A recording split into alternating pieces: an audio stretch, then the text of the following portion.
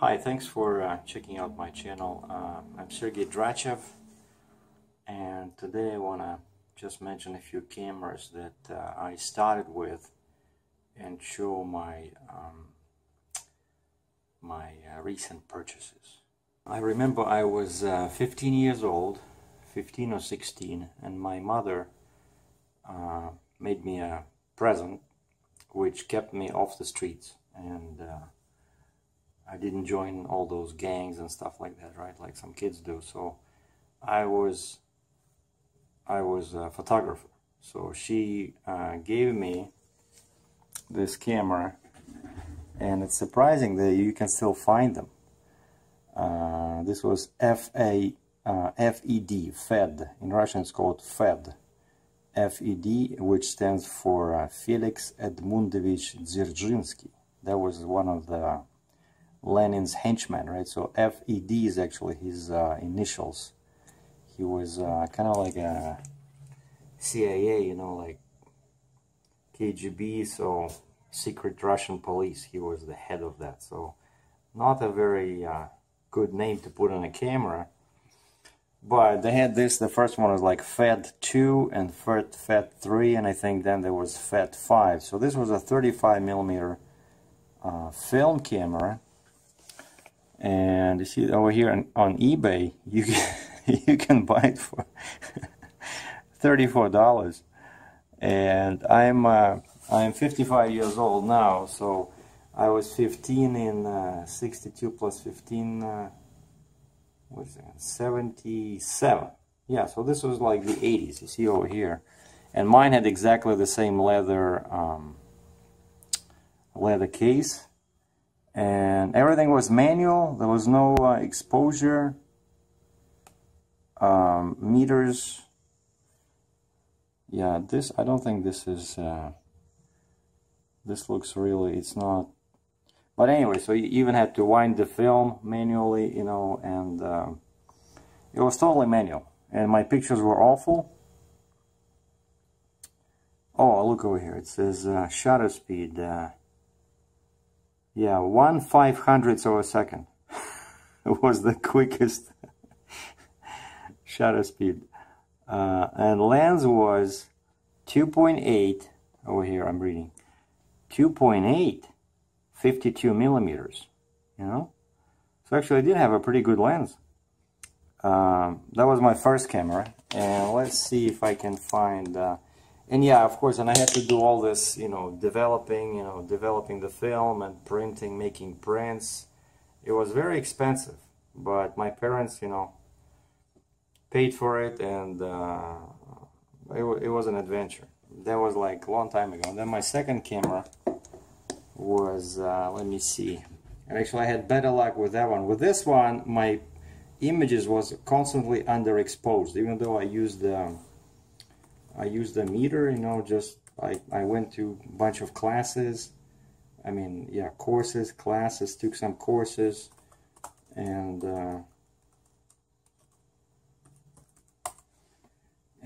but I just couldn't take good photos, you know. And then, yeah, любитель. Любитель means любитель. In Russian, it means amateur. And this was an unbelievable camera. It was a mid format, and they started, you can find this on Wikipedia, Lubitel. Mine was, yeah, mine was this one, but it looked a bit different. It's like this one lens, and then the other one is just the viewfinder, and you open this, like these metal parts, and you look down to see the picture. And so it used 120 film. And shutter speed was 100/250th of a second. I mean, 2/50th of a second was the fastest one. And they started doing it, making it in 50s, and then my model was, last one was made in 1977. But that's what I did. They were very cheap because, you know, любитель means amateur, right? So they were they were not they were not considered like expensive cameras, but they were super cheap. But this was medium format, you know, and at that time, this was like in 1980s.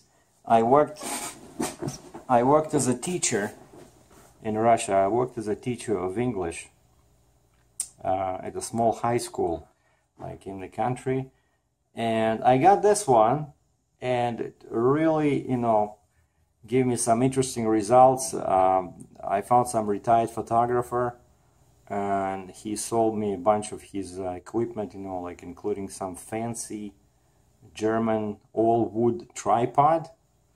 You know, it was an amazing piece of engineering, and I got the projecting unit, the enlarger, as we call it in Russian, увеличитель, and I used this camera. And this was the first time in my life where I was able to make money with the camera. And what happened is that back in the day, they already started doing color photography, right, in Russia, but it was very expensive. And normally they would I could do, you know, black and white at home, right, in my lab, and so they were having like a graduation party at the high school, and so of course the seniors were, you know, they were doing a group portrait, right? And so they hired a professional photographer, and I asked the guy, and he was using Kiev. This was, you know, DSLR. That was like the standard in those times, Kiev camera. And I asked him how long will it take for the kids to see the pictures, and he said a couple of weeks. And so I asked the parents if they would be okay with me taking black and white pictures, because I can, you know, print them probably like, you know, in a day, in a couple of days.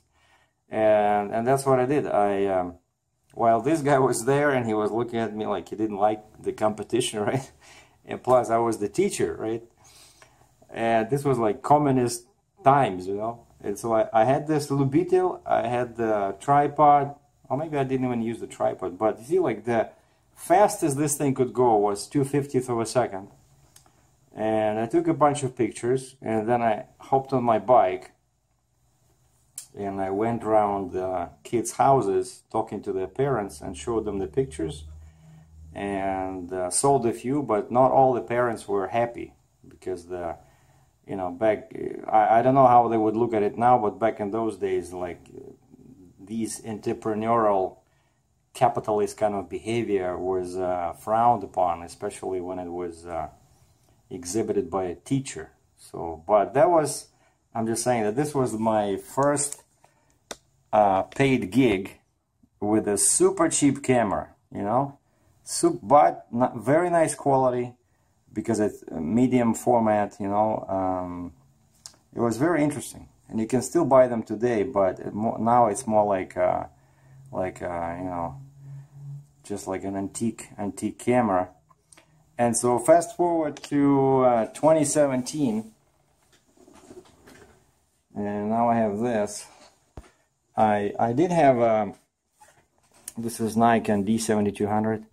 I did have a full frame camera. I had a D810 and then D750, and what I shoot now mostly, it's landscapes, and now I want to get serious about wildlife. And of course, for this Nikon D7200 has an amazing dynamic range. According to DxOMark, it's in second place after D810. So for landscapes, you know, all you need is a slightly longer shutter speed, like the same 24 megapixels. Of course, it's not 36, but for landscapes, it's great. But also for wildlife, that's why I switched. I sold the D750 because I only had like 24-105 Sigma f4, and I sold that one, and so that I can get serious about wildlife photography. And so I got this, and today I finally got this. And so we're gonna do a quick unboxing, and then tomorrow I'm going to a local conservation area and do some testing. But also another thing I wanted to say is that I was considering 3 lenses.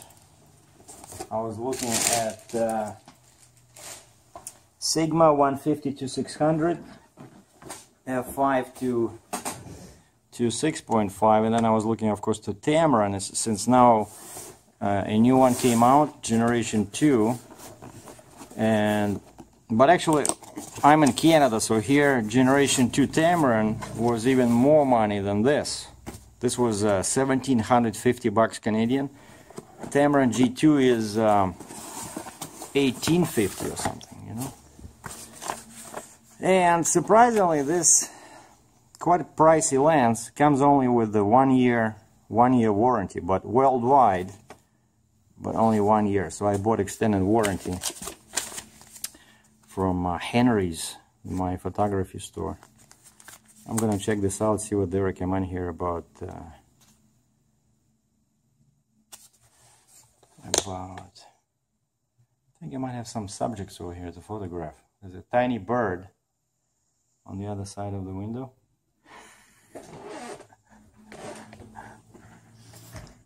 Maybe I'll do some samples today. Uh-oh. See, that's why you need a telephoto, because all this wildlife, they don't like people to be too close. But anyway, so yeah, I was looking at Sigma and Tamron, and I read a bunch of reviews online, and the consensus was that Nikon was the sharpest, and that Tamron was in second place. But people were saying that Tamron had some issues with autofocus and freezing. Like that, quite a few people were saying that, you know, the lens would just stop responding, and they would have to look at this. Yeah, also some people were complaining, saying that this comes off easily on Nikon. Like the design, it does not lock properly. So you gotta be careful. And so that's why I decided, you know, and plus my camera is a crop sensor camera, right? So I need a lens with good light, you know. So I just decided to go with a constant f5.6 versus 6.3. Like if I had a full frame camera, I would probably go with a Tamron. So this is good. I'm gonna use this because, you know, the lens is 2.4 kilos.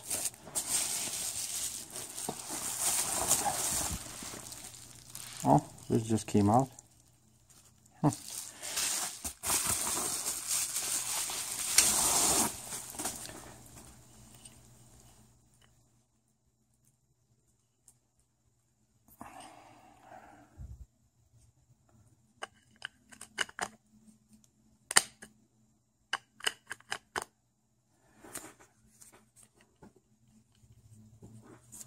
And this is the monster.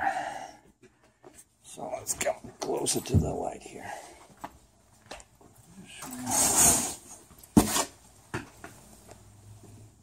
The controls.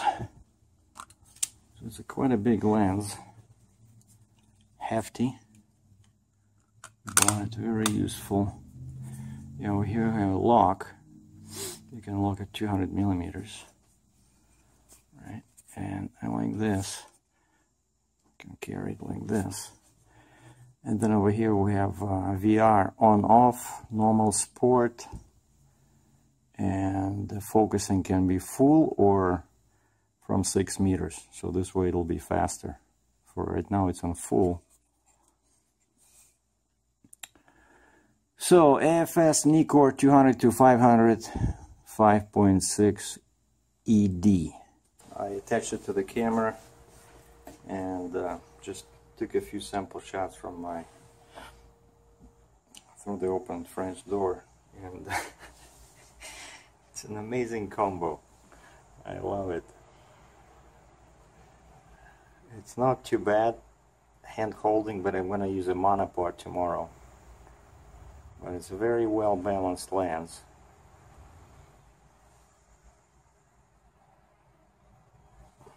I look forward to using it for some cool wildlife photography.